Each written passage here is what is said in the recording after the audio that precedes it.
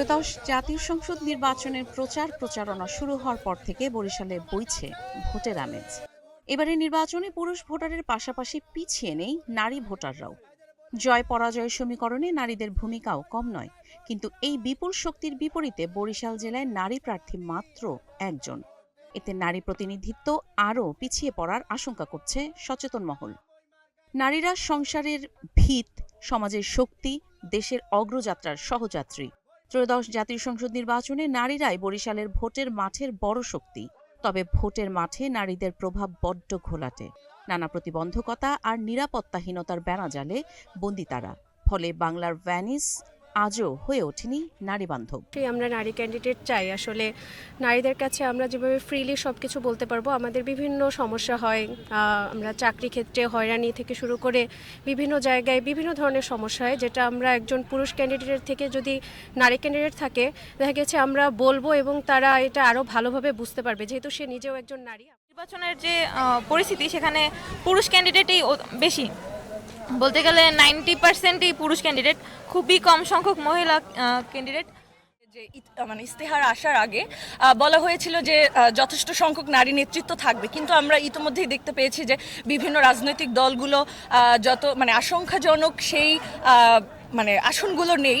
এটা আসলে আমাদের নাগরিক হিসেবে, বাংলাদেশের নাগরিক হিসেবে এটা আমাদেরকে খুবই আশাহত করেছে। জেলার 6টি আসনে এবারে নির্বাচনে মোট 36 জন প্রার্থী প্রতিদ্বন্দ্বিতা করছে। এর মধ্যে মাত্র একজন নারী। ভোটের মাঠে তাকেও পড়তে হচ্ছে নানা প্রতিবন্ধকতায়। বাংলাদেশের নারীরা দীর্ঘদিন ধরে রাজনীতি পিছিয়ে রয়েছে এবং সেটা পিছিয়ে রাখার অনেক বাস্তবতাও আছে। একদিকে যেরকম নারী নির্যাতন বেড়ে যাচ্ছে, আর নারীদের বিকাশের যে রাস্তা সেটা দিন দিন কঠিন হচ্ছে। আবার আরেকদিকে আমরা দেখতে পাচ্ছি যে নানান সাম্প্রদায়িক শক্তি তারা নারীদেরকে ঘরে ঢুকাতে চাচ্ছে, বাংলাদেশকে আফগানিস্তান বানাতে চাচ্ছে, নারীদের কাজ করার প্রয়োজন নাই, এই ধরনের স্পর্ধামূলক মন্তব্য তারা করছেন। ফলে আমরা মনে করি যে এটা নারীদের বিকাশের পরিবেশকে আরও বাধাগ্রস্ত করছে। আমরা একমাত্র প্রার্থী, সেটা আমাদের জন্য খুব আনন্দের কিছু নয়। আমরা বলতে চাই যে আমরা খুব খুশি হতাম যদি 36 জনের 18 জন নারী এবং 18 জন পুরুষ প্রার্থী হতেন। সেটাকে আমরা সমতা মনে করি এবং আমরা মনে করি যতদিন না সেটা অর্জিত হচ্ছে ততদিন পর্যন্ত আসলে নারীর ক্ষমতায়ন শুধুমাত্র অর্নামেন্টালি থেকে যাবে। সচেতন মহল বলছে, প্রার্থী দেওয়ার ক্ষেত্রে নারীদের এগিয়ে রাখার কথা থাকলেও সে নিয়ম মানেনি কোনো দল।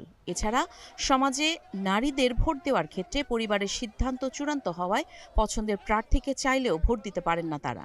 ফলে নারী প্রতিনিধিত্ব আরও পিছিয়ে পড়ার আশঙ্কা বাড়ছে। কি সংস্কারের কথাগুলি উঠছে, তখন কিন্তু প্রত্যেকটা দল একটা জায়গায় আসছে যে 30% নারীকে অবশ্যই রাজনীতিতে অন্তর্ভুক্ত করতে হবে প্রত্যেকটা দল, এবং সংসদীয় আসলে ন্যূনতম 5 জনকে এটি দেওয়ার কথা কিন্তু তারা স্বীকার করেছে।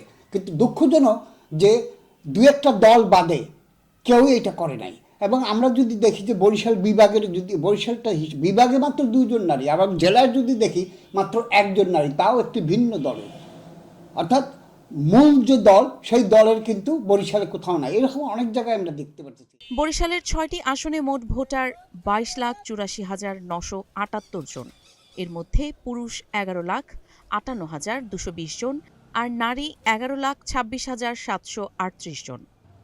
কাজী ইশরাত জাহান দৃষ্টি, নাগরিক প্রতিদিন।